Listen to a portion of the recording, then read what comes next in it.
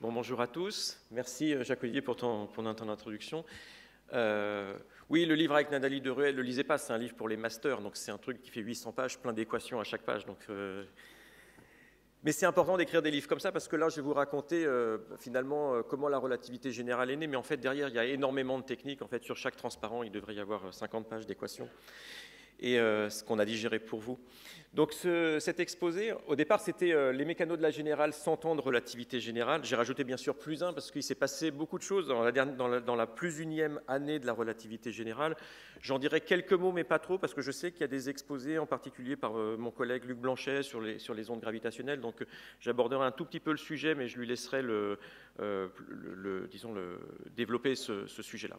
Alors les mécanos de la générale, c'est un titre que j'ai adoré, parce qu'il y a 2 ans, en fait, on avait, avec Jean Eisenstadt, qui est historien de la relativité, qui travaille à l'Observatoire de Paris, on avait été invité par la BNF pour faire un cycle de conférences. Moi, je leur avais proposé ça comme affiche. Ils n'avaient pas du tout apprécié, ils avaient trouvé que c'était irrévérencieux pour Einstein, et j'ai trouvé que c'était méconnaître le personnage, parce que c'est quelqu'un qui avait beaucoup d'humour et qui rigolait de lui-même et qui rigolait des autres tout le temps. Donc, en particulier, dans ces dernières années, à Princeton, on le voyait en blouson de cuir, rigoler avec les étudiants et se moquer de ses collègues et tout ça.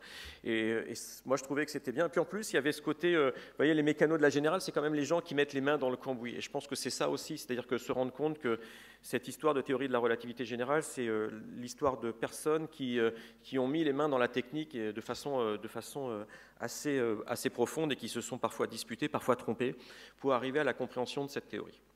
Donc ce que j'aimerais faire aujourd'hui, c'est revenir 100 ans en arrière, voir ce qui s'est passé avec cette théorie, comment est-ce qu'elle a été formulée, qu'est-ce qu'elle propose comme vision du monde, et puis essayer de vous montrer que, eh bien, elle n'a pas été acceptée tout de suite et qu'elle a dû être finalement digérée par toute la communauté. Donc tout commence en 1915. En 1915, novembre 1915, nous sommes à Berlin, et Einstein fait une série de 4 exposés devant l'Académie des sciences de Berlin, le 4 novembre, le 11 novembre, le 18 et le 26. Et au cours de ces 4 exposés, en fait, il va aboutir à la forme finale de sa théorie de la relativité générale. Dans ces 2 premiers exposés, en fait, il a une forme non aboutie de la théorie. Ici, je vous ai mis le manuscrit, en fait, qui va donner lieu à l'article sur la théorie de la relativité générale qui sera publié en 1916 et qui fait suite à ses travaux à l'Académie de Berlin. Alors, il faut voir que ça fait déjà presque 8 ans qu'Einstein travaille sur cette théorie quand il fait ses exposés. Et il y a une sorte d'urgence parce qu'il a eu des échanges avec David Hilbert, le grand mathématicien, et il semble que Hilbert lui aussi soit prêt d'aboutir à une version de cette théorie, alors que lui est principalement physicien. Et la raison, c'est que Einstein a eu l'intuition de comment construire cette théorie, quelles mathématiques utiliser, mais il n'était pas spécialiste de ces mathématiques. Et alors que Hilbert, lui, était vraiment le grand spécialiste. Alors souvent, on présente un peu ça comme une sorte de compétition entre les deux. Je crois que quand on regarde les échanges entre les deux, il y a eu beaucoup de respect, et Hilbert n'a jamais remis en cause en fait, le fait que Einstein avait été le père de cette théorie. Alors en gros, cette théorie donc, va naître dans l'esprit d'Einstein très peu après la relativité restreinte. Donc en 1905, alors qu'il est à Berne, il propose cette théorie. Vous savez, c'est cette année mirifique qu'il a eue avec ces 3 articles qui ont révolutionné la physique. Et il publie la relativité restreinte et très rapidement, il se rend compte que la théorie n'est pas complète parce qu'elle n'inclut pas la force de gravitation, qui était alors décrite par la gravitation universelle de Newton. Et pendant 2 ans, il ne travaille pas énormément sur ce sujet. Et en 1907, il va découvrir en fait, le principe directeur qui va lui permettre d'intégrer la gravitation dans le cadre de la relativité et qui va faire le lien entre gravitation et l'espace-temps de la relativité restreinte. Et à partir de ce moment-là, il va lui falloir 8 ans de travail, presque solitaire. Il va travailler avec une seule personne, qui est le mathématicien Marcel Grossmann, donc, qui était un de ses amis, avec qui il a fait ses études à l'université de Zurich.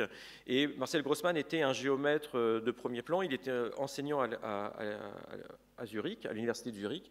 Ils vont travailler tous les deux. Et ça aussi, c'est quelque chose d'important. C'est-à-dire que pendant 8 ans, avec acharnement, il a travaillé seul, alors que toute la communauté ne comprenait pas pourquoi il travaillait sur ces questions. En fait, il était presque le seul à voir la nécessité de travailler sur ces questions-là.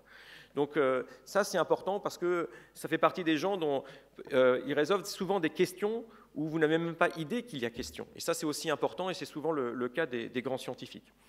Alors, la théorie de la relativité générale, ce qui va être important de comprendre, c'est que, bien sûr, il y a des équations, mais que ce n'est pas simplement des équations. On réduit souvent les théories scientifiques à des équations, et ce que j'aimerais vous faire comprendre, c'est que plus qu'un ensemble d'équations, c'est une image du monde qui a été traduite en équations. Et ça, c'est quelque chose qui est important, parce que ce qu'on propose, c'est de penser donc un changement qui n'est pas simplement technique, mais aussi philosophique. Dès qu'il va publier sa théorie en 1915, on est pendant la guerre, donc bien sûr les idées ont plus de mal à se disséminer à travers l'Europe. Et la théorie va attirer l'attention d'Arthur Eddington, qui travaille à Cambridge. Il faut savoir que Arthur Eddington est un pacifiste, il n'est pas parti en guerre, il est resté dans son bureau à Cambridge. Il lit le papier d'Einstein et se rend compte qu'il pourrait y avoir une vérification observationnelle d'une des prédictions de la relativité générale, la déflexion de la lumière.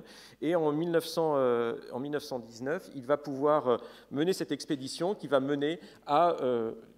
Ah oui, ça fonctionne. Ah oui, c'est l'angle, d'accord. Qui va mener à, donc je reviendrai bien sûr là-dessus, à cette déflexion de la lumière. Et voici ici ce qui était le fax du New York Times. Vous voyez, donc on a détecté la déflexion de la lumière.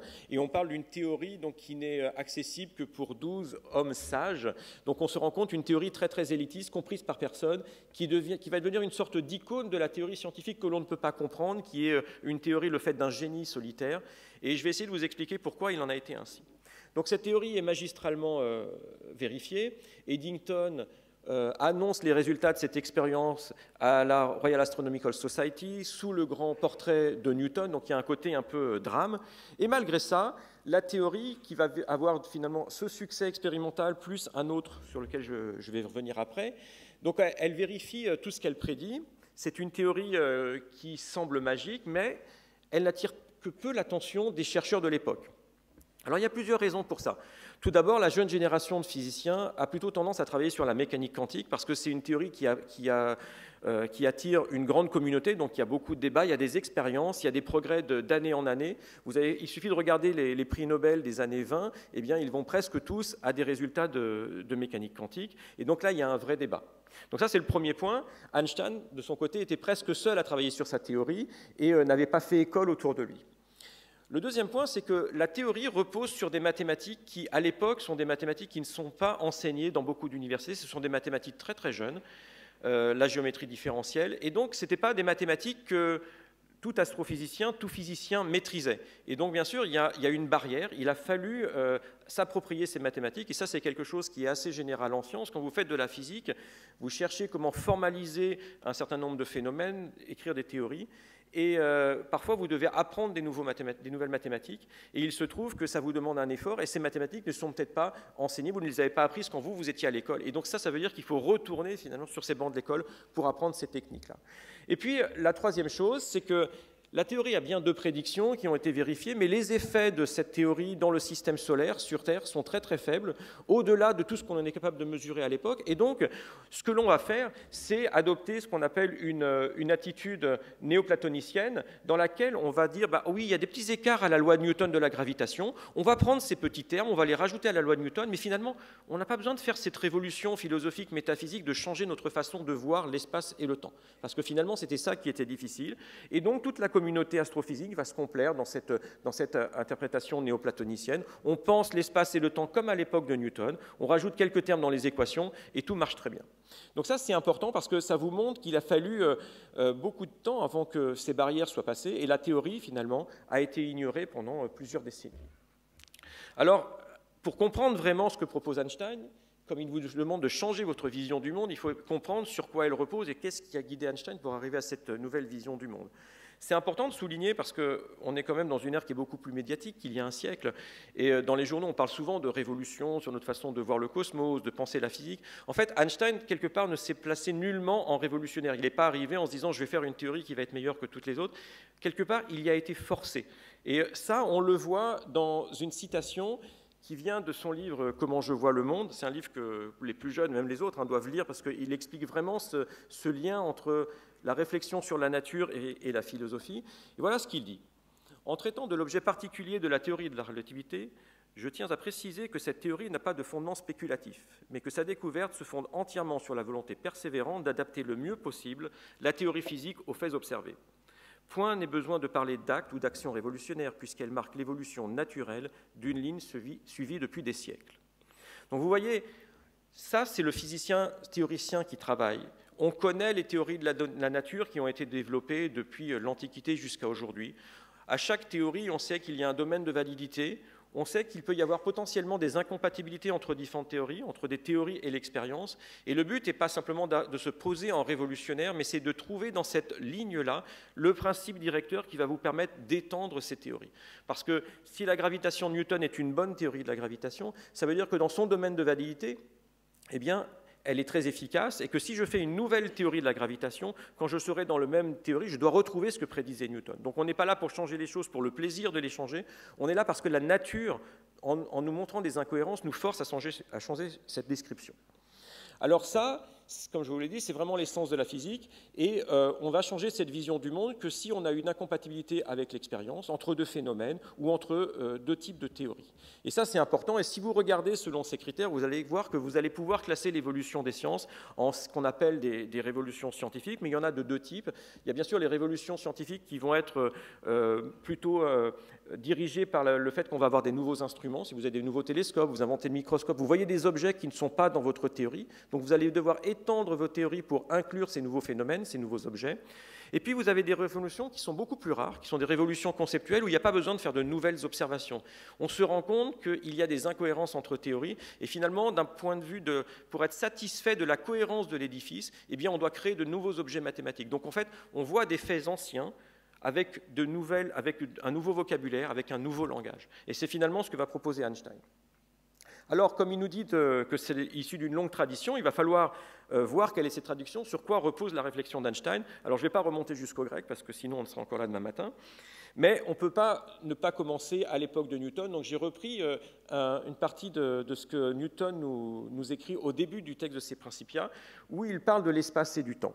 Et ce qui est important dans cette définition, donc qui est la traduction de la marquise du Châtelet en 1759, ici, c'est que Newton nous dit faites attention.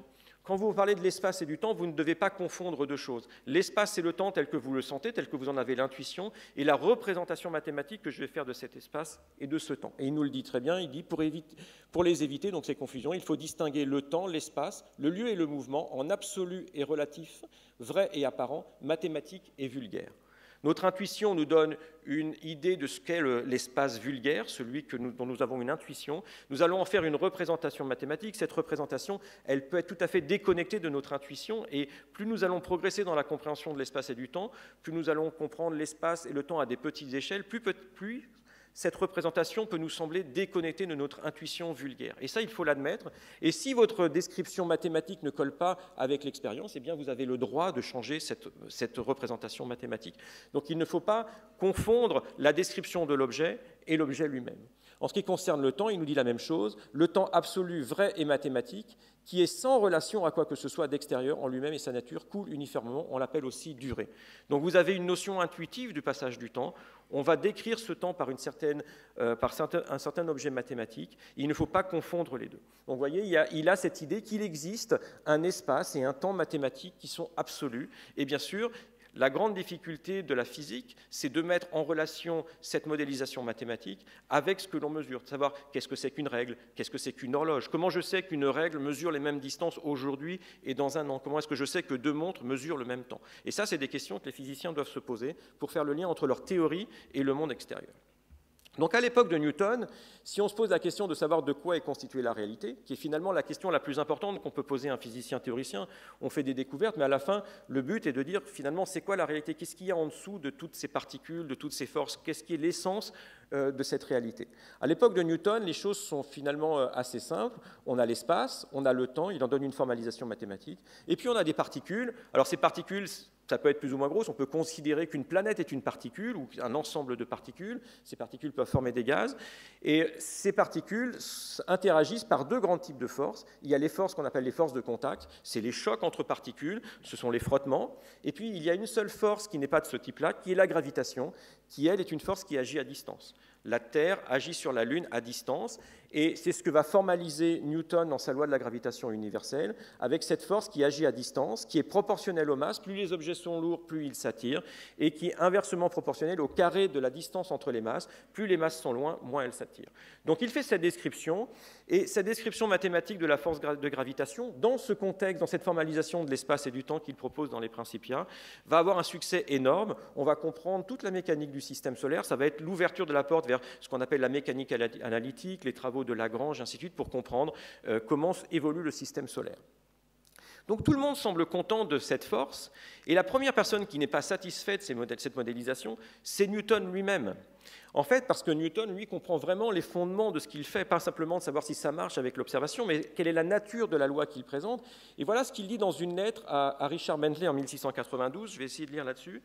Que la gravité soit innée, inhérente et essentielle à la matière, en sorte qu'un corps puisse agir sur un autre à distance au travers du vide, sans médiation d'autre chose, par qui et par... Excusez-moi, parce que c'est écrit petit sur mon écran. Et par quoi et à travers quoi leur action... Si je le lis comme ça, c'est mieux, c'est peut-être mieux. Leur action et force puissent être communiquées de l'un à l'autre, est pour moi une absurdité dont je crois qu'aucun homme ayant la faculté de raisonner de façon compétente dans les matières philosophiques puisse jamais se rendre coupable.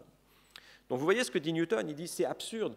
J'ai bien sûr écrit mathématiquement une force qui agit dans le vide à distance de façon instantanée entre deux corps, la Terre et la Lune. La Terre bouge un peu, ça change l'action de la Terre sur la Lune. Il n'y a rien pour faire passer cette force, cette information de la Terre à la Lune. C'est une absurdité. Et lui le sait, et il se rend compte que dans sa théorie, il y a deux questions ouvertes. C'est pourquoi est-ce qu'on a cette interaction à distance, donc qui peut avoir un effet jusqu'à l'infini. Si vous bougez la Terre ici, ça a un effet à l'infini. Alors un effet infime, mais ça va agir sur les corps qui sont à l'infini dans l'univers. Et puis, qu'est-ce que l'espace ? Parce qu'il a supposé que c'était cet espace mathématique, mais finalement, c'est quoi l'essence de cet espace ? Donc ça, c'est les deux questions que Newton, qui le laissent insatisfait. Et une raison pour laquelle cette notion sur la nature de l'espace vont le laisser insatisfait, c'est qu'il suppose l'existence d'un espace et d'un temps absolu, mais il connaît les travaux de Galilée. Vous savez, ces fameux travaux et cette phrase qui dit que le mouvement est comme rien, si vous êtes dans un train et que vous fermez toutes les vitres dans ce train, vous n'avez pas accès à l'extérieur, que ce train se déplace à vitesse constante par rapport au quai, vous ne pouvez pas mettre par une expérience de physique en évidence le fait que vous êtes en mouvement avec une vitesse constante par rapport au quai.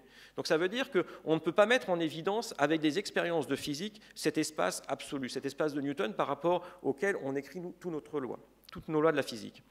Il se trouve que si ce référentiel n'est pas en mouvement uniforme, par exemple si vous êtes sur un manège qui tourne, alors il apparaît des forces bizarres. On appelle ça en physique des forces fictives. Je me rappelle que quand j'étais étudiant, je n'avais jamais compris d'où venaient ces forces fictives, pourquoi on les rajoutait dans un cas, pourquoi dans un autre on ne les mettait pas. Si on décrit la physique sur un manège depuis l'intérieur du manège ou depuis l'extérieur du manège, on va utiliser deux langages différents, alors qu'on décrit la même physique, on va arriver à la fin au même résultat, mais la façon de concevoir les choses est différente. Et ça va laisser à la fois Newton et Einstein de façon très insatisfait.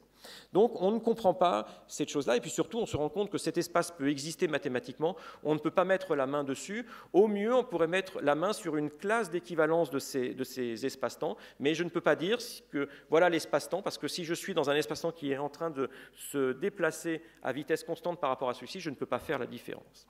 Donc on est un petit peu bloqué. On est bloqué, et ce qui va débloquer la situation, c'est la découverte de l'électromagnétisme. Ça se passe un tout petit peu après, on se découvre, alors tout le monde connaît les boussoles, la boussole montre le nord, et on se rend compte que les boussoles, finalement, il y a une action à distance qui se passe sur cet objet, une petite aiguille, qui va se mettre à tourner alors qu'on n'agit pas dessus. Pourquoi est-ce qu'elle tourne ? Elle a aussi une force à distance, donc quelque chose qui est très similaire à la gravitation.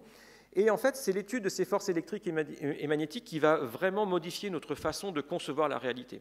Et le personnage important dans cette histoire, c'est quelqu'un qui s'appelle Michael Faraday, qui est un scientifique anglais. Et Faraday, c'est quelqu'un qui n'avait pas une grande éducation en mathématiques, mais il va avoir une intuition assez géniale. Il va se dire, si ça agit, c'est qu'il existe quelque chose partout dans l'espace qui dit à la boussole dans quelle direction aller. Et il va appeler ça le champ magnétique. Donc il introduit ce nouveau concept. Alors à l'époque, si vous aviez demandé à Faraday d'expliquer le champ magnétique en fonction de ce que les gens connaissaient, il était incapable de l'expliquer puisqu'on ne connaissait que des particules. Donc on ne pouvait pas expliquer le champ en fonction de particules. C'était quelque chose d'une nature complètement nouvelle. On avait, donc dans son idée, c'est qu'un aimant va créer un champ magnétique, voilà, qui est quelque chose d'abstrait, qu'on ne le voit pas, on a l'impression que ce n'est pas quelque chose de matériel, mais ce champ a la possibilité d'agir sur votre boussole qui va s'aligner le long de ces lignes de champ magnétique. On peut le matérialiser si on met de la limaille de fer autour d'un aimant. On voit que la limaille fait ces lignes, ce sont des lignes de champ magnétique. Donc on a ce nouvel objet dans la nature, les champs magnétiques, et on doit accepter qu'ils existent et on va voir ce qu'on peut faire après, avec. Et c'est ce que Maxwell va faire. Il va se baser sur cette notion de champ magnétique, de champ électrique, pour écrire sa théorie de l'électromagnétisme. À partir de là, on voit qu'avec Faraday et Maxwell, la nature n'est plus composée simplement d'espace, du temps et de particules. Il faut rajouter aussi ces champs. Et ces champs, ils peuvent agir sur les objets, comme les boussoles, sur les charges électriques. Ils ont une énergie. Ils peuvent engendrer le déplacement de charges et de courants. Donc, ils sont quelque chose d'effectif. Donc, vous voyez, ils existent bien, on peut les manipuler. Je peux créer un champ électrique comme je veux, un champ magnétique comme je veux. D'ailleurs, c'est ce que je fais, par exemple, dans le CERN pour faire tourner des particules. Je sais prévoir quel type de champ magnétique il faut pour agir sur la particule pour qu'elle tourne en rond. Donc, on a des champs qui existent et ces champs permettent d'expliquer l'action à distance, puisqu'on ne voit rien qui agit, il n'y a pas de choc, mais ils sont un intermédiaire entre la source du champ magnétique et la boussole qui va bouger. Donc, on peut imaginer que peut-être la gravitation a à voir avec l'existence d'un champ gravitationnel. Alors, on en est là, et on arrive en 1905, au moment où les travaux d'Einstein vont commencer, avec sa théorie de la relativité générale. Et en fait, cette théorie, elle montre une incompatibilité entre deux théories. La théorie de l'électromagnétisme de Maxwell d'un côté, et puis la dynamique telle qu'elle était, la cinématique telle qu'elle était écrite par Galilée. Pour Galilée, si vous marchez à une certaine vitesse dans un train qui roule par rapport à une certaine vitesse par rapport au quai, votre vitesse par rapport au quai est la somme des vitesses. Ça, c'est clair. Disons, c'est ce qu'on utilise dans la vie de tous les jours. Dans l'électromagnétisme, on arrive à prévoir, et ça, ce sont les travaux de Maxwell, que la lumière est une onde électromagnétique, qu'elle a une certaine vitesse de propagation, mais que cette vitesse de propagation est toujours la même dans le vide. Donc vous voyez, quand dans le dictionnaire, on vous donne la vitesse de la lumière, on dit c'est 299 blablabla km par seconde, on ne vous dit pas par rapport à quoi. Si on ne vous dit pas par rapport à quoi, c'est qu'elle est la même partout dans le vide. Ce qui veut dire que si vous la mesurez dans un train en mouvement, par rapport au quai, d'un côté, vous mesurez v plus la vitesse de la lumière, et de l'autre côté, ça doit être aussi égal à la vitesse de la lumière. Donc les vitesses doivent s'additionner de la façon que v plus c égale c, quelle que soit la vitesse v. Et ça, c'est quelque chose qui est incompatible avec ce que Newton connaissait. Alors pour lever cette contradiction entre les deux prédictions des théories, celle-ci étant vérifiée expérimentalement, eh bien Einstein va postuler que dans tous les référentiels, la vitesse de la lumière reste la même et qu'il va inventer une loi d'addition des vitesses qui vérifie ça. V plus C égale C, quel que soit V. Donc ça veut dire qu'on a un élément absorbant dans cette loi de composition des vitesses et ça va être la base de sa théorie de la relativité restreinte. Dans ce cas-là, eh bien, déjà, ça remet en cause la structure de l'espace et du temps Newton parce qu'on n'a plus de temps absolu. Si vous mesurez la durée entre deux événements, par deux observateurs qui auraient chacun des montres identiques. Il y en a un qui reste ici, l'autre qui va faire le tour du système solaire, qui revient ici. On compare nos montres. Les temps entre nos deux rencontres ne sont pas les mêmes mesurés par nos montres. Alors bien sûr, il faut vérifier que ce n'est pas un effet de la montre. On va faire une mesure systématique de cette chose-là et on peut vérifier que c'est un véritable effet. L'état de mouvement affecte la façon dont le temps s'écoule pour un observateur.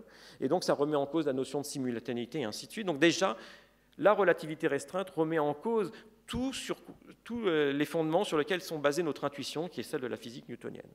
Donc à cette époque, eh bien, la réalité est faite non plus d'espace et de temps, mais d'un objet mathématique à 4 dimensions qu'on appelle l'espace-temps, dans lequel vivent des champs et des particules. À ce niveau-là, et c'est vraiment là où Einstein commence sa réflexion, eh bien, on a toujours le problème de mettre en évidence cet espace-temps et le problème de ces forces fictives qui restent là. Et puis, bien sûr, la notion de la gravitation, mais peut-être que cette notion de champ va être capable de nous aider pour inclure la gravitation dans cette vision-là. Donc voilà où on en est au moment... Tout ça, Einstein l'avait appris à l'école. Il connaissait tout ça sur le bout des doigts parce qu'il a fait ses études à Zurich avec les plus grands professeurs de physique de l'époque. Il connaissait tout ça sur le bout des doigts et c'est ça qui le dérangeait. Et vous voyez, il n'y a pas besoin d'expérience. Vous êtes gêné par tout votre savoir. Il y a un problème comme si votre savoir était un ensemble de pièces de puzzle et que ces pièces n'arrivent pas à se mettre ensemble et ça vous empêche de dormir. Et ça a empêché Einstein de dormir pendant des années. Donc pendant quelques années, pendant 2 ans en fait, il ne va rien faire sur ce sujet et il nous explique finalement ce qui a été à l'origine de le déclic, un petit peu le eureka, le moment où il va comprendre le chemin qu'il doit suivre pour modéliser la gravitation. Et donc ça, c'est retranscrit dans ce livre d'Abraham Pais, qui est une des meilleures biographies d'Albert Einstein, Subtle is the Lord. Et voilà ce qu'il dit. « J'étais assis à mon bureau de l'Office des brevets à Berne. Soudain, je pensais que si quelqu'un tombait en chute libre, il ne sentirait pas son propre poids. Je fus surpris. Cette simple pensée fit une sorte d'impression sur moi, car pour un observateur tombant d'un toit, il n'existe pas de champ de gravitation. S'il laisse tomber des objets, ils resteront au repos par rapport à lui, ou en mouvement uniforme. Il est donc en droit de se trouver au repos. Donc ce que Einstein réalise, c'est que si vous tombez, s'il n'y a pas de frottement, c'est ce que Galilée nous avait dit, l'universalité de la chute libre, tous les corps tombent de la même façon. Donc si je tombe, que je laisse tomber ce pointeur, eh bien il tombe de la même façon, donc il est au repos par rapport à moi, il va toujours rester à la même distance de moi. Si je n'ai pas la possibilité d'avoir une référence visuelle par rapport à l'extérieur, eh bien je ne peux pas savoir si je suis en chute libre ou si je suis au repos. Donc c'est ce qu'on appelle l'expérience de pensée de l'ascenseur d'Einstein. Si vous êtes dans un ascenseur complètement fermé et que vous tombez, vous avez un objet, il reste immobile par rapport à vous, donc vous ne pouvez pas vous n'avez pas d'expérience physique qui vous permet de mettre en évidence le fait que vous êtes en train de tomber dans un champ de gravitation.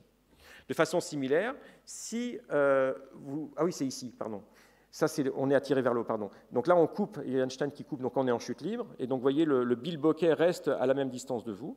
Là, si je n'ai pas de gravitation et que je tire l'ascenseur vers le haut, eh bien, cette force d'accélération vers le haut simule à l'intérieur de cette cabine quelque chose qui ressemble beaucoup à de la gravitation. Donc on pourrait croire qu'il y a la gravitation, le bilboquet est tiré vers le bas.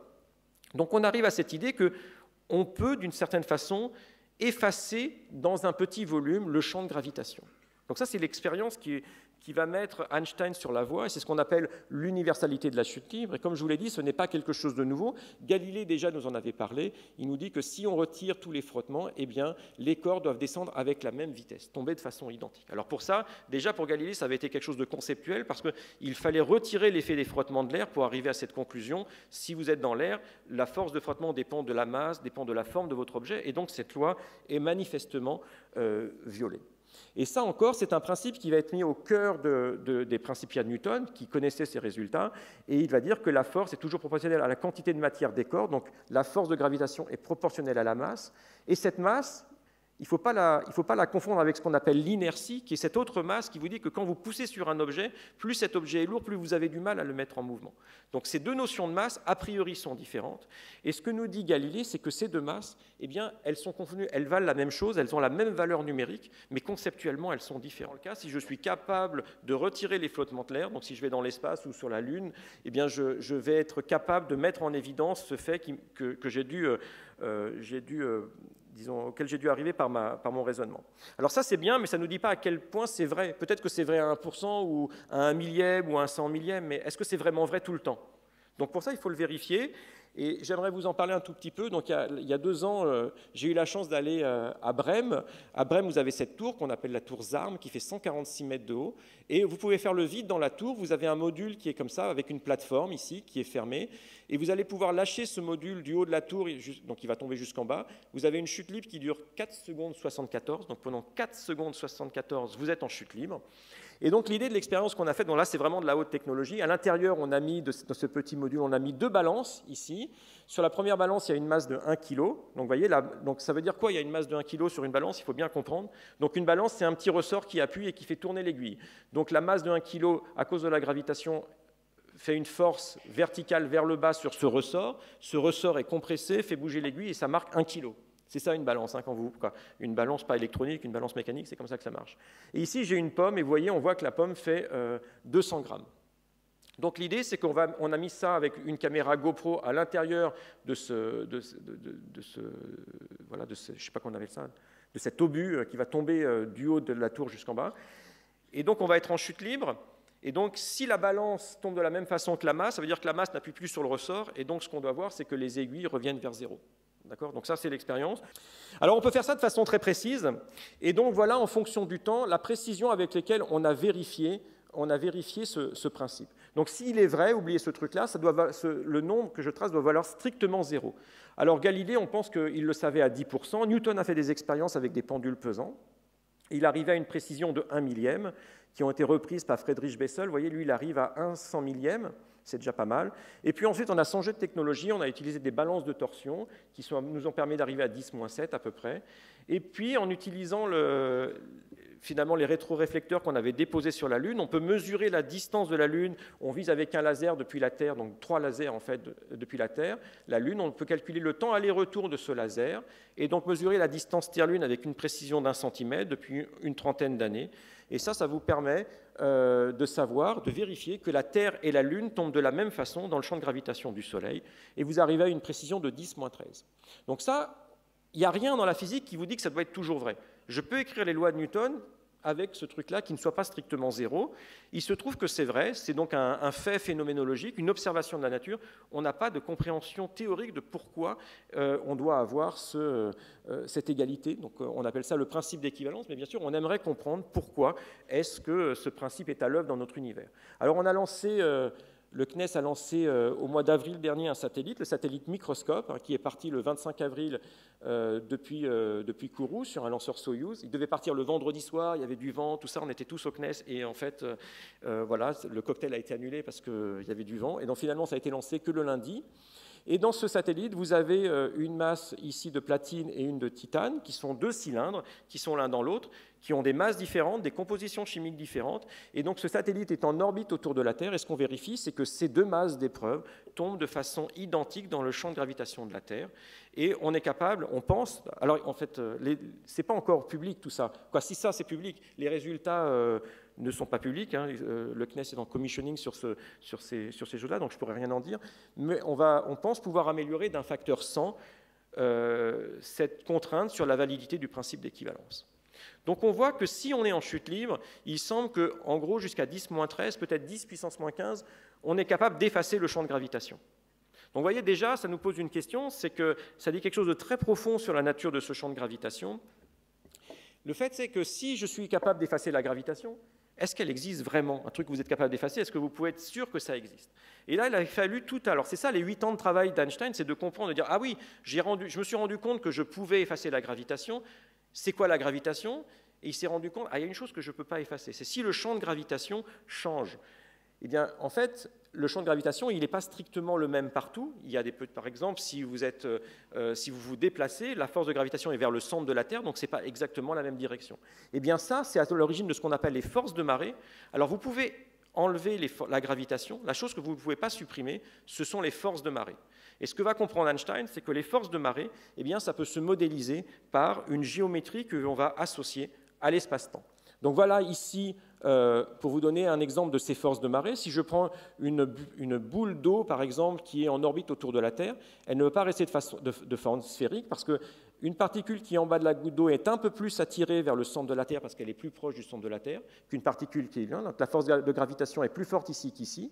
Et puis, par exemple, le point P3 et P4, vous voyez, la force de gravitation n'est pas dans la même direction parce qu'elles sont vers le centre de la Terre, donc elles ne sont pas parallèles. Pour pouvoir supprimer la gravitation partout, il faudrait que la Terre soit plate et infinie. Et dans ce cas-là, on aurait une équivalence, parce qu'on aurait un champ de gravitation uniforme, on aurait une équivalence stricte et on ne pourrait pas mettre en évidence la gravitation. Mais là, comme le champ de gravitation est vers l'intérieur de la Terre, eh bien, il change. Et donc, on peut le supprimer dans un tout petit volume, mais dès qu'on regarde un volume un peu plus grand, eh bien, on met en évidence le fait qu'il change. Et ça, ce sont les forces de marée. Et ce que va comprendre Einstein, c'est qu'à partir de ça, on peut changer notre façon de voir complètement et la gravitation et l'espace-temps. Alors voilà ce qui se passe si je fais Newton versus Einstein. Chez Newton, la Terre tourne autour du Soleil. Pourquoi?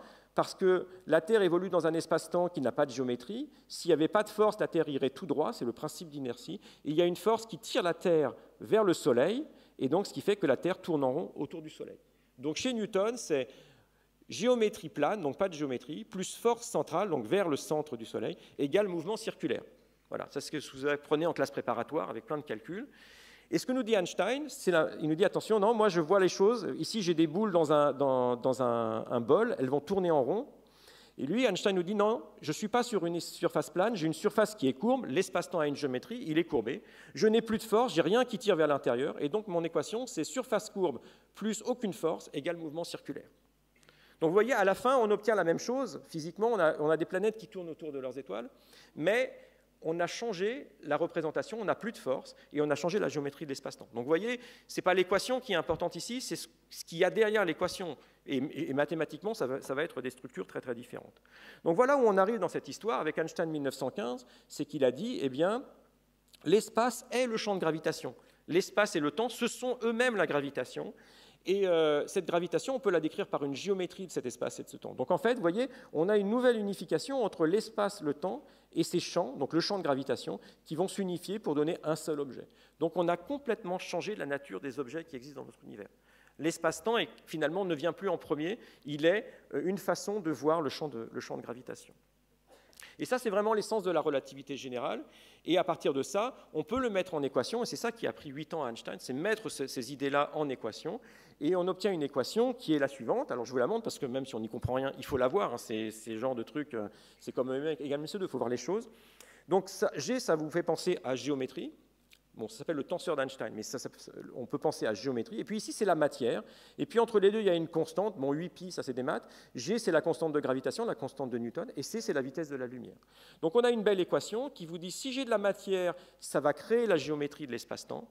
Et si je connais la géométrie de l'espace-temps, cette géométrie me dit comment la matière se déplace. Et donc on a quelque chose de tout à fait cohérent. Et ces équations, en principe, si je suis capable de les résoudre, je vais sortir la structure de l'espace-temps. Alors, ce qu'il faut savoir, c'est bien beau d'écrire une équation, mais il faut les résoudre.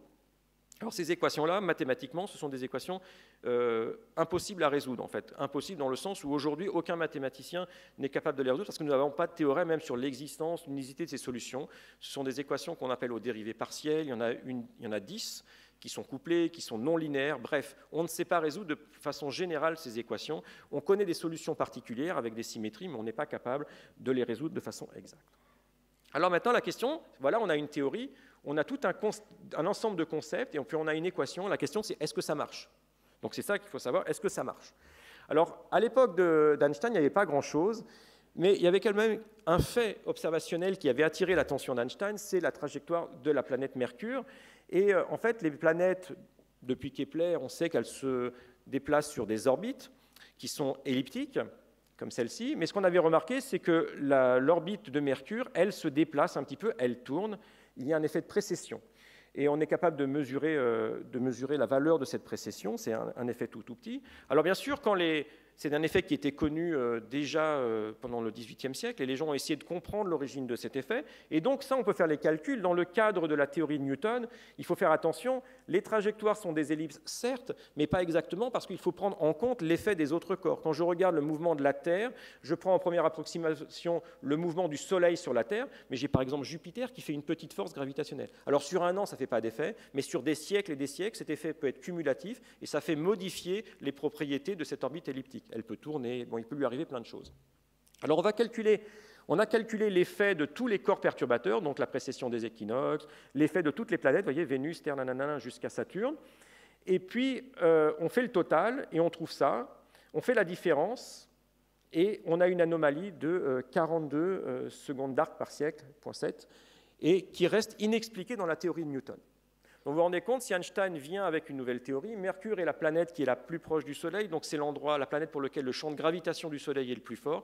Il faut qu'il soit capable de calculer l'effet de sa théorie sur cette orbite, et c'est ce qu'il va faire en fait, et ça il le fait, c'est son 3e exposé à l'Académie de Berlin, et en fait c'est ce point-là qui va lui permettre de comprendre la véritable forme des équations de sa théorie. Il lui manquait un terme en fait dans ces deux premiers exposés. Donc il calcule, ne regardez pas les formules, ce qui est important, j'ai mis ces formules pour vous montrer qu'on peut calculer ça, la précession du péridie de Mercure, et que ça dépend de quoi? De nombre, de la constante de Newton, elle est connue, elle est dans les livres, de la masse du Soleil, elle est connue, elle est dans les livres, de la taille de l'orbite de Mercure, ça aussi on la mesure, on connaît le demi-grand axe et l'excentricité, donc on peut calculer les choses, on ne peut rien toucher, on connaît tout, la théorie d'Einstein dit ça, on met les chiffres dedans, on obtient quelque chose, qu'est-ce qu'on obtient? 42,7. Voilà. Donc vous imaginez, si vous êtes Einstein, là, vous sautez au plafond. Même, je ne sais pas comment on peut ne pas avoir une crise cardiaque. Alors, je ne sais pas si c'est 7 ou 6, mais en tous les cas, c'est quelque chose qui est exactement ce que vous attendez. Et ça, c'est ce qu'il va proposer à l'Académie de Berlin. Et vous voyez, c'est là l'intuition de physique. Au moment où il fait cette dérivation-là, en fait, il n'est même pas complètement sûr de ses équations. Vous voyez le génie du type, quoi. C'est assez affolant, quoi. Il faut avoir le courage de présenter ça devant l'Académie, de dire la semaine prochaine, je reviens et je vous donne la théorie complète. Ça, c'est un peu ce qu'Einstein a fait. Le deuxième effet, et j'en ai parlé, c'est la déflexion de la lumière par toute masse. Donc, voir si une masse importante va défléchir la propagation de la lumière. Et pour ça, il faut utiliser la plus grosse masse qu'on a dans le système solaire, c'est le Soleil. Malheureusement, si vous êtes en plein jour, vous ne pouvez pas voir les étoiles dont la ligne de visée frôle le Soleil. Donc, en se plaçant pendant une éclipse, vous allez pouvoir voir ces étoiles. Et donc, vous prenez deux étoiles qui passent proche du Soleil au moment d'une éclipse. Ça, c'est la position des mêmes étoiles alors qu'il n'y a pas d'éclipse. Et vous voyez, elles n'ont pas le même écart angulaire. Et cet effet-là est exactement l'effet prédit par la relativité générale. Là encore, vous ne pouvez rien toucher parce que vous connaissez la masse du Soleil. Donc, en fait, tous les nombres dont vous avez besoin pour calculer cet angle-là sont déjà donnés, sont déjà fixés. Soit ça marche pas. D'accord ? Donc ça, c'est ce qu'a fait Eddington dans son expédition de 1919. Aujourd'hui, cet effet est tellement maîtrisé qu'on l'utilise comme un outil d'astrophysique, c'est-à-dire qu'on sait comment l'espace-temps défléchit la lumière, comment il déforme la forme des objets d'arrière-plan. Ici, vous avez une image d'un amas de galaxies, vous avez des galaxies d'arrière-plan. Vous voyez des formes de galaxies qui forment des arcs ou qui sont un petit peu étirées. Ici, on a des effets très très faibles qu'on ne peut pas détecter à l'œil, mais statistiquement, on peut les détecter. Et donc, ça veut dire que la lumière traverse un champ de gravitation qui est inhomogène. Je connais les équations d'Einstein. À partir de ça, je peux reconstituer la distribution de matière qui donne ce champ de gravitation. Et c'est comme ça que vous obtenez ces cartes qui vous indiquent, qui sont un des éléments dans le débat sur l'existence de la matière noire, parce qu'elles vous disent « Ah, là, il y a de la matière et vous n'associez pas d'objets lumineux avec ces concentrations de masse. » Donc, vous voyez, c'est aujourd'hui un outil qui est très efficace en astronomie et qui va culminer probablement en 2020 avec le lancement du satellite Euclide, où on va avoir un satellite qui va faire ces mesures dans l'espace. Alors, vous voyez, tout ça, ces deux succès, il les a, Einstein, et c'est quand même assez extraordinaire de trouver ces deux prédictions. Donc, en 1919, on aurait pu s'attendre à ce que tout le monde dise « Je veux apprendre la relativité générale, je veux écrire un article de relativité générale ». Vous savez qu'il y a un effet de mode comme aujourd'hui. Quand aujourd'hui, il y a quelqu'un qui dit « Ah, il y a des dimensions supplémentaires », et hop, il y a 50 papiers sur les dimensions supplémentaires. C'est-à-dire les gens aiment la mode aujourd'hui. À l'époque, ce n'était pas le cas. Voilà ce qui s'est passé. Quelques papiers sur la relativité, c'est des gens qui veulent le comprendre. Et puis, plouch, plus aucun papier sur la relativité générale. Et vous voyez, jusqu'en 1955-60, il n'y a personne qui fait de la relativité générale. C'est un truc qui est laissé pour voilà, 2-3 théoriciens qui font des maths, quelques cosmologistes, parce qu'ils parlent de l'univers et on a très peu d'observations sur l'univers. Et c'est une théorie qui est complètement ignorée.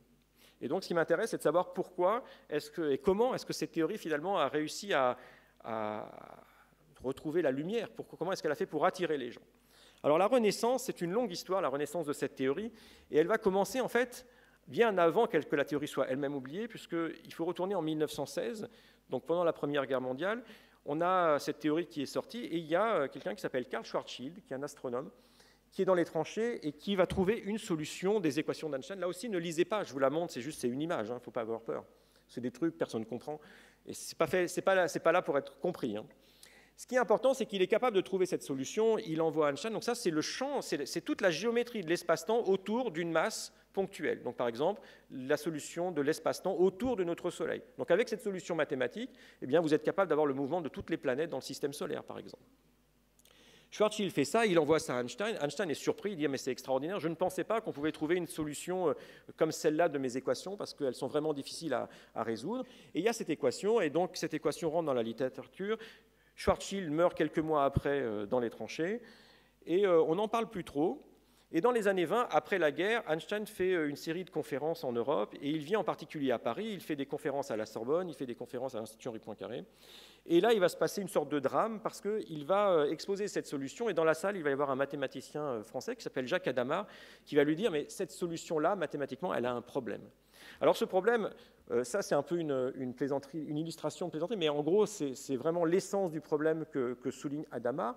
Il lui dit voilà, R ici c'est la distance au corps central, donc en gros c'est la distance au Soleil.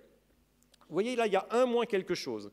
Si j'ai 1 moins quelque chose, eh bien, je peux écrire 1 moins quelque chose égale 0, donc je vais trouver une certaine distance, qu'on va appeler le rayon de Schwarzschild, où ce truc-là c'est 0, et ce truc-là c'est 1 sur 0, ça vaut l'infini. Donc, ce qui décrit la géométrie de votre espace-temps, il y a un moment, il y a 0 et il y a l'infini. Ça veut dire qu'il existe quelque part une sphère qui a ce rayon-là, sur lequel la géométrie de l'espace et du temps ne sont plus définies. Si j'envoie un objet de l'infini et que je l'envoie vers le Soleil et que je traverse cette sphère-là, eh bien ici, je ne peux pas dire ce qui se passe pour l'objet. Je ne peux plus prédire. Alors, vous vous rendez bien compte, c'est absurde. Einstein ne va pas endormir. Et ça va être le vrai problème de comprendre ce qu'on va appeler la singularité de Schwarzschild. Qu'est-ce que c'est que ce truc-là? Qu'est-ce que c'est que cette sphère? Est-ce qu'elle existe vraiment? Qu'est-ce qui se passe si on passe à travers? Comment est-ce qu'on gère ça? Alors, ça, c'est pour les mathématiciens. Les physiciens et les astrophysiciens, eux, ils sont tranquilles parce qu'ils mettent des chiffres et ils se disent « Ah bah la nature est gentille, ce truc-là pour le Soleil, ça vaut 3 km, le Soleil, il fait 700 000 km, ce rayon-là est à l'intérieur du Soleil, comme la solution elle est valide en dehors de la masse, ça doit être une autre solution qu'on ne connaît pas, probablement il n'y a aucun problème. » Donc vous voyez, les physiciens, ils se rassurent pour dire on peut quand même continuer à vivre avec ça. Les mathématiciens et Einstein se disent il y a quand même un problème parce que j'ai une solution, elle a cette singularité, il y a un moment elle ne veut plus rien dire. Et ça va être l'objet de beaucoup de débats pendant plusieurs décennies, qui va vraiment prendre différentes voies, d'un point de vue d'un côté des mathématiciens, et puis d'un autre côté, les développements de l'astronomie, et en particulier la compréhension de la structure interne des étoiles. On va de mieux en mieux comprendre ce que c'est qu'une étoile, comment une étoile fonctionne, on va découvrir la physique nucléaire, et on va l'appliquer à l'astrophysique. Et en particulier, Chandrasekhar va montrer que si on prend une étoile, il y a une masse au-dessus de laquelle cette masse doit obligatoirement s'effondrer et devenir plus petit que son rayon de Schwarzschild. Donc ça, c'est un résultat théorique qui va mener finalement à comprendre l'évolution, la fin de l'évolution des étoiles. Et puis, il y a deux événements dans la fin des années 60. À Dallas, à la conférence de Dallas en 63, on fait mention de la découverte des premiers quasars, qui semblent être des objets compacts. À la fin des années 60-67, Jocelyn Bell découvre les premiers pulsars. Elle comprend que ce sont des objets qui ont typiquement une masse solaire, mais qui ont un rayon d'une dizaine de kilomètres. Donc, vous voyez, 10 km par rapport à 3 km, on est proche du rayon de Schwarzschild. Jocelyn Bell me disait que Stephen Hawking lui avait écrit dans les années 70 pour lui demander si elle pensait qu'il pouvait exister des objets compacts dont la taille était plus petite que le rayon de Schwarzschild. À l'époque, on n'en avait pas connaissance. Donc les astrophysiciens se disent il y a peut-être dans la nature des objets suffisamment petits et compacts pour que cette surface qui était cachée par la matière finalement se révèle. Et si c'est le cas, alors le problème n'est plus simplement un problème mathématique, c'est un problème qui est dans le monde physique et on a de quoi avoir peur. Et donc voilà, c'est un petit peu le cadre dans lequel la révolution des années 60 va se passer. Alors je passe ça, c'est juste, je voudrais vous montrer quand même un transparent là-dessus, je ne vais pas parler de cosmologie, mais l'autre domaine dans lequel la relativité générale va vivre, c'est la cosmologie, avec des gens comme Alexandre Friedman, Georges Lemaître, qui vont être des gens qui vont avoir une compréhension fine de la théorie, et ce sont un petit peu les seules personnes à travailler sur cette théorie, à voir ce qu'elle veut dire. Jean Eisenstadt avait une phrase très très belle, il disait que la cosmologie avait été un espace de liberté pour penser la relativité. Comme on n'avait pas beaucoup d'observations, eh bien on était capable de spéculer, de regarder des solutions de cette théorie, de voir ce qu'elle voulait dire. Et ça a été vraiment un domaine où les relativistes ont pu vivre pendant ces décennies où la théorie n'était pas très à la mode. Alors une troisième prédiction de la théorie, sur laquelle il va falloir aussi des années pour se convaincre de leur vraie existence, c'est l'existence des ondes gravitationnelles, donc des ondes de l'espace-temps, des ondes de la matière. En électromagnétique, vous avez un champ électromagnétique, ce champ peut fluctuer, ce sont des ondes électromagnétiques, comme la lumière. Eh bien, en gravitation, vous avez ce champ de gravitation, il peut fluctuer, et on a compris qu'il était en particulier généré par des mouvements de masse qui n'étaient pas à symétrie sphérique. Donc par exemple, deux étoiles qui tournent l'une autour de l'autre, un système binaire, produit des ondes gravitationnelles. Et ça, vous savez qu'aujourd'hui, on l'a découvert, mais il y a un an, nous ne le savions pas. Nous n'avions pas la preuve expérimentale, même si tout le monde s'accordait à dire que ces ondes gravitationnelles existent. Donc la théorie va s'émanciper et elle va trouver deux champs d'application qui aujourd'hui sont des champs très actifs. L'astrophysique relativiste, donc c'est la branche de l'astrophysique qui s'intéresse à tous les objets compacts, les étoiles à neutrons, les pulsars, les trous noirs. Donc ça, comprendre quelle est leur origine, comprendre qu'est-ce qui se passe dans ces systèmes binaires quand ils coalescent. Et ça, c'est aujourd'hui un champ qui est en explosion, en particulier grâce au développement, à la détection de ces ondes gravitationnelles, et la cosmologie. Donc vous voyez, les deux champs d'application ont été trouvés assez tardivement. Et vous vous rendez bien compte qu'en 1915, on ne pouvait pas faire de cosmologie. Je vous rappelle qu'en 1915, on ne savait pas qu'il existait d'autres galaxies. C'était le grand débat entre Shapley et Curtis pour savoir s'il y avait des nébuleuses qui étaient à l'intérieur de notre galaxie ou si c'était d'autres galaxies. Et ça, Hubble ne le prouvera qu'en 1924. Donc on ne pouvait pas vraiment faire de cosmologie. Et puis l'astrophysique relativiste, on n'avait pas la possibilité d'observer ces astres compacts, de savoir qu'il existait de tels objets. Donc ça, c'est vraiment le domaine d'application. Et puis d'un autre côté, du côté des mathématiques, il fallait quand même comprendre ce qui se passe quand on traverse ce fameux rayon de Schwarzschild. Même si c'est un problème mathématique et qu'on n'a pas d'objet comme ça dans la nature, il fallait le comprendre.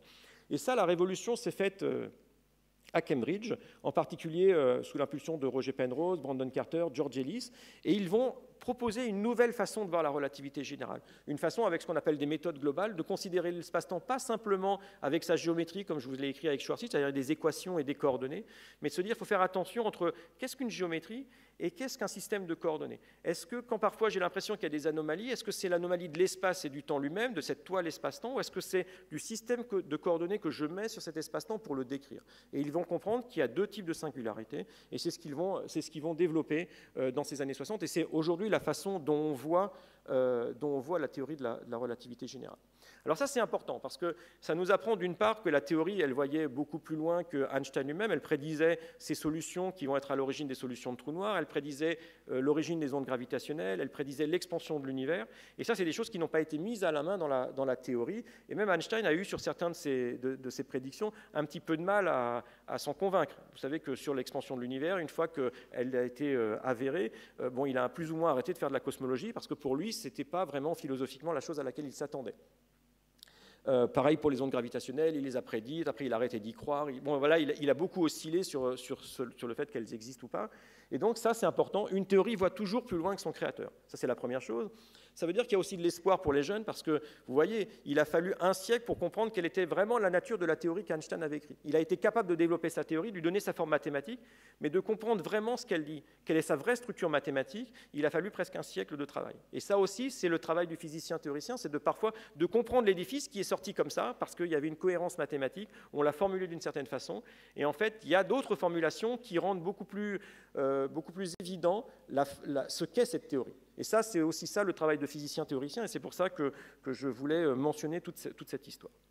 Alors, aujourd'hui, on a beaucoup de vérifications de cette théorie. On a bien sûr les tests dont je vous ai parlé tout à l'heure. On a fait d'autres tests, et aujourd'hui, il n'y a aucune expérience qui montre une faille dans les prédictions de la théorie de la relativité générale. Je vais vous en montrer deux, trois, juste pour vous montrer à quel point ça demandait de la métrologie de haute précision, parce que c'est aussi pour ça. À l'époque, on ne pouvait pas faire ces expériences. Alors, un effet important, c'est que si vous prenez une montre, la façon dont l'écoulement du temps va dépendre d'une part de la vitesse, de l'état de mouvement de l'horloge, mais aussi du champ de gravitation dans lequel il se place. Si vous prenez une montre et que vous la montez d'1 centimètre, eh bien, ça va changer sa fréquence de 10 puissance moins 18. Donc, vous voyez quelque chose, la 18e décimale de sa fréquence. L'effet a été mis en évidence pour la première fois en 1960. Et puis ce truc-là est vraiment au cœur du GPS. Si vous n'aviez pas ça, les GPS dériveraient parce qu'il n'y aurait pas l'effet gravitationnel de la Terre qui serait pris en compte. Alors il y a une expérience extrêmement belle qui a été faite maintenant il y a 6 ans. C'est que vous prenez deux horloges atomiques. Ne regardez pas celui-là, ça c'est sur la relativité restreinte, mais je vais juste regarder celle-là. Vous prenez deux horloges identiques, deux horloges au césium par exemple. Là, elles ne sont pas au césium, mais voilà, deux horloges atomiques. Elles mesurent le temps de la même façon, donc elles ont la même fréquence. Vous voyez ici, c'est la même fréquence. Le delta F, c'est la différence de fréquence entre les deux horloges. Donc les données sont ici, c'est compatible avec 0. Maintenant, vous prenez une des horloges et vous la montez de 33 cm. D'accord? Donc elle va mesurer le temps avec une fréquence qui va être différente de ça, 10 puissance moins 17. Et vous voyez cet effet-là en laboratoire. Donc vous prenez deux horloges, vous en montez une de 33 cm, et vous voyez l'effet de la gravitation sur l'écoulement du temps. Aujourd'hui, avec les nouvelles horloges qui sont développées à l'Observatoire de Paris, on a des horloges qui vont à 10 puissance moins 18, donc monter l'horloge d'1 centimètre est détectable. Donc ça veut dire qu'on fait à la fois de l'horlogerie de haute précision, mais que maintenant on va pouvoir utiliser ça autrement. C'est-à-dire que si on avait un réseau d'horloges atomiques à la surface de la Terre, avec des liens par exemple par fibre optique, que l'on est capable de comparer ces horloges, eh bien la théorie de la relativité générale nous permet de reconstruire le potentiel gravitationnel de la Terre. Donc on va faire de la géodésie relativiste. La relativité va être un élément de géodésie. Si par exemple j'ai les glaces du pôle qui fondent, qui deviennent liquides et qui vont vers l'équateur, eh bien ce changement de la distribution de masse de la Terre au centimètre près sur le potentiel gravitationnel, je peux le détecter. Donc on a des outils très très fins pour pouvoir monitorer le changement du potentiel gravitationnel de la Terre. Donc vous voyez, la relativité générale, elle a maintenant même une application pour les études sur le réchauffement climatique et le développement durable. Donc c'est extraordinaire comme théorie. Et Einstein ne le savait pas, parce qu'il ne savait pas que l'univers se refroidissait et que la Terre se réchauffait. Ça, il ne savait pas non plus. Donc les ondes gravitationnelles, je ne vais pas en dire trop parce que vous l'avez beaucoup vu cette année, donc les deux détecteurs LIGO, ah ben j'ai mis Virgo, tiens c'est bête, mais bon, donc ça c'est parce qu'on espère que Virgo va marcher. Il y avait les deux détecteurs, donc LIGO, qui ont fait ces mesures. Aujourd'hui, on a ces nouveaux détecteurs, donc Virgo, qui est en phase de développement. Et on a lancé à l'automne l'ISA Pathfinder, qui marche sur le même principe. Donc vous avez ici un laser entre trois satellites et vous allez mesurer les changements de distance de ces bras, ici, dans l'espace. Il a été lancé avec succès, ce qui veut dire que bientôt, on va pouvoir avoir des détecteurs d'ondes gravitationnelles précis dans l'espace. Et on a détecté, donc c'était l'annonce de février 2016, ces ondes gravitationnelles produites par la coalescence de deux trous noirs. Alors voilà ce qui a été mesuré. Ce qui est important, c'est que pour interpréter ces résultats, il faut la théorie de la relativité générale. Si vous ne savez pas associer votre signal à un phénomène physique, vous n'êtes pas capable de dire ce sont deux trous noirs qui sont en train de fusionner, et surtout vous n'êtes pas capable de dire quelle est la masse de ces trous noirs. Donc vous avez trois événements dont simplement deux sont avérés, celui-ci n'est pas assez significatif, et donc vous voyez, vous identifiez le fait que vous avez deux trous noirs, un de 36 et un de 29 masses solaires, qui étaient spiralants, et donc on voit les dernières orbites et le moment où ces trous noirs vont coalescer. Donc cette observation, elle est magistrale à deux types. Premièrement, on confirme l'existence des ondes gravitationnelles. On confirme que pour ces objets-là, la prédiction de la relativité générale vous donne exactement ce que vous voyez avec l'expérience en termes de front d'onde. Et puis surtout, elle prouve de façon indiscutable l'existence des trous noirs. Parce que jusqu'à l'année dernière, on avait des candidats trous noirs. On savait qu'il y avait des objets qui avaient des tailles qui étaient plus petites que leur rayon de Schwarzschild si on estimait leur masse, si on estimait leur taille, mais on n'avait jamais vu, en fait, prouver l'existence de ces trous noirs. Aujourd'hui, on a la preuve de l'existence des trous noirs stellaires. Donc ça, c'est important. Vous savez qu'il y a d'autres types de trous noirs, comme les trous noirs supermassifs, celui qui est par exemple au centre de notre galaxie. On n'a pas encore prouvé, pareil, de façon indiscutable que c'était un trou noir, mais cette année, on a eu aussi la chance que l'instrument Gravity au Chili ait eu ses premières lumières, et cet instrument devrait permettre de mettre en évidence ce qu'on appelle l'horizon du trou noir, donc prouver que cet objet, ce corps supermassif au centre de notre galaxie est vraiment un trou noir. Et donc ça, si c'est le cas, c'est aussi révolutionnaire pour l'astrophysique, parce qu'on prouvera vraiment qu'il existe deux types d'objets qui n'existaient pas avant, qui étaient des objets théoriques, qui sont les trous noirs stellaires. On connaît l'origine de ces trous noirs, puisque c'est le point d'aboutissement de l'évolution stellaire, et puis les trous noirs supermassifs, dont là encore l'origine est en discussion. Donc vous voyez, la relativité aussi du côté de l'astrophysique est une théorie qui est très vivante. Alors pour demain, qu'est-ce qu'on attend pour demain? Donc comme je vous l'ai dit, l'astrophysique relativiste, la cosmologie, et avec les horloges atomiques, une géodésie relativiste. Les effets de l'antéille gravitationnelle qui sont vraiment prédits par la relativité générale sont à la base de nombreuses observations pour faire la cartographie de la matière noire. Bien sûr, quand on va utiliser ça pour cartographier la matière noire, il faut s'assurer que la théorie est encore la bonne théorie si je suis à l'échelle galactique, par exemple, puisque tous les tests que j'ai faits, ce sont des tests qui sont à relativement petite échelle, typiquement la taille du système solaire, la taille du système binaire. Et donc, on a aussi toute une batterie de tests de la relativité générale aux échelles astrophysiques qui ont été développées et qui vont pouvoir être mises en œuvre, ce qui veut dire qu'on va pouvoir tester le fait que cette théorie est aussi une bonne théorie sur une taille qui est une fraction de la taille de l'univers, donc augmenter le domaine de validité de la théorie. Et puis on a les ondes gravitationnelles. Alors pour l'instant, c'est un petit peu prématuré de faire l'astrophysique avec, puisqu'on a deux événements, on sait qu'on va avoir beaucoup plus d'événements, mais on peut faire un peu de prospective. En particulier, si on fait beaucoup plus d'observations, on va être capable d'avoir une idée de la distribution de masse des trous noirs stellaires dans une galaxie. Comme ces trous noirs sont le point d'aboutissement des étoiles, donc une étoile, son évolution dépend de sa masse initiale, de sa métallicité. On a des idées sur le taux de formation d'étoiles, sur la métallicité initiale, et donc on aimerait que la distribution de masse de trous noirs soit en accord avec ce taux de formation d'étoiles et avec l'évolution chimique observée de l'univers. Donc ça, vous voyez, c'est très important, et en particulier la métallicité primordiale vient de ce qui se passe dans la nucléosynthèse primordiale. Donc quelque part, ces observations-là vont nous permettre de mieux comprendre la structuration des galaxies et de mettre des contraintes sur les différents modèles d'évolution stellaire. Donc ça, c'est un petit peu le programme de la relativité sur le plan astrophysique et géophysique pour les décennies qui viennent. Je crois que je suis bon là au niveau temps, donc je vais m'arrêter. Je vais juste dire un truc, parce que maintenant j'ai fini, donc je dis un autre truc. Donc là, c'est Sylvain, un de nos amis, qui a lancé cette association, que je soutiens parfaitement. Donc c'est d'aller dans les hôpitaux pour voir les enfants et leur faire découvrir à la fois les météorites, les étoiles, l'univers, et les faire rêver. Si vous avez eu, je veux dire, la malchance d'avoir un enfant qui a été hospitalisé en longue durée, vous savez peut-être ce que c'est. Moi, il m'est arrivé de ça, donc je sais, voilà, j'ai vu plein d'enfants.